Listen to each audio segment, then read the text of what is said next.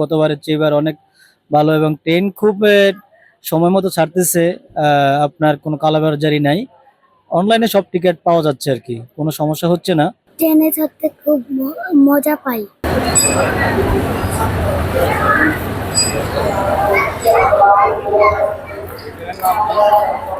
আমার train journey সব থেকে বেস্ট, আমার খুব ভালো লাগে।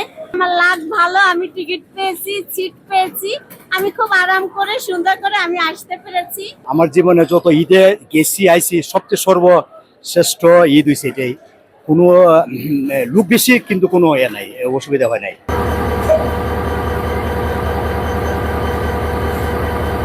আমরা নিজে জায়গা পাইতেছি না, এখন আমার তো ঢাকায় আসতে হইব। ঈদের ছুটি শেষ, একদম আত্মীয়র বাসায় গেছিলাম, ঠিক আছে। এখন জিনিসে জায়গা পাইতেছি না, এখন আমার আসতে হবে, এই জন্য আমার সাথে আইতেছে। টিকিট আছে কিন্তু সিট নেই। টাইম টু টাইম ট্রেন চলছে, মানুষ আইসে, ট্রেন পাইছে, হয়তো আধা ঘন্টা, হয়তো ইঞ্জিল বিক্লোপের জন্য, হয়তো লাইনের ডিস্টার্বের জন্য, ট্রেনের কাজের জন্য একটু সময় গেছে, কিন্তু পথে কোনো ট্রেন অপেক্ষা করে না বা অপেক্ষা হয় না।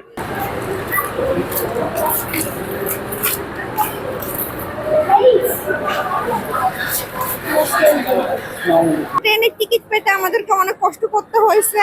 আমরা এমনিতে অনলাইনে টিকিট কাটছি, কিন্তু আমাদেরকে দেখা গেছে যে আমরা ওই টাইমের মধ্যে কাটতে পারিনি, দেখে একটু বেশি টাকায় আমাদেরকে নিতে হয়েছে।